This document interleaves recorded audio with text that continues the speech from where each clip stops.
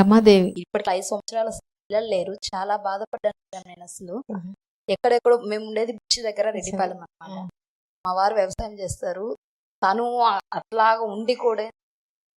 అట్లా ఉండి కూడా ఏంటంటే సరే మనం ఒకసారి నెల్లూరుకి వెళ్ళి చూయించుకుందాం. నెల్లూరులో ఆల్రెడీ నేను 1 year చూయించుకున్నాను వేరే దగ్గర. అయినా కానీ రాలేదు. నాకు పీరియడ్స్ రెగ్యులర్ కాదనమాట. తర్వాత ఏంటంటే ఇక్కడికి వచ్చాక మీ దగ్గరకు వచ్చేసి సరే ఒక 6 months అడిగారు మీరు. 6 months మేము 1 year పెట్టుకున్నాం. మేము అంత దూరం నుంచి కూడా ఏంటంటే అయినా కానీ పర్వాలేదు, ఒక రోజు ఏమో పని ఆపుకొని రావచ్చు. మా వారు కూడా ఆ పని మీద తీసుకొస్తారు అన్నమాట. దానికి మాత్రం మీకు ఎప్పుడు రుణపడి ఉంటాం మేడం. అంతకుముందు పీరియడ్స్ ఎన్ని రోజులకి ఒకసారి వచ్చేది? 1 month కూడా లేట్ గా వచ్చేది మేడం.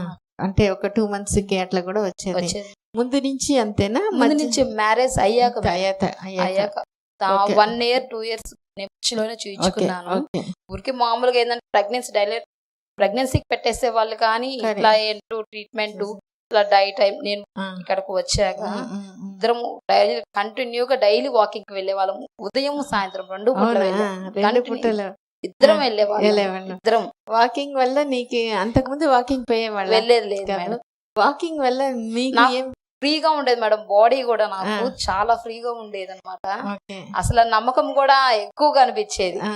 పీరియడ్స్ వచ్చినప్పుడు కూడా నేను అనేది తనతో అనేది ఈ మంత్ మనకు కన్సీవ్ అవ్వద్ది అంటుంటే తను కూడా ఏంటంటే మనం చేసుకునే దాంట్లోనే ఉంటది కదా, మెడిసిన్ గానీ కంటిన్యూగా వాడేది. ఇంకా ఏ టెస్ట్ చేసినా అంతా బాగుంది, ఒక నీకు PCOD ప్రాబ్లమ్ ఇంకేమీ లేదు అని చెప్పారు. నాకు పీరియడ్స్ రెగ్యులర్ అయిందా? రెగ్యులర్ రాకుండానే 2 months నాకు రెగ్యులర్ గా మెడిసిన్ పెట్టారు. 3rd month లో కన్సీవ్ అయిపోయింది. సంతోషం.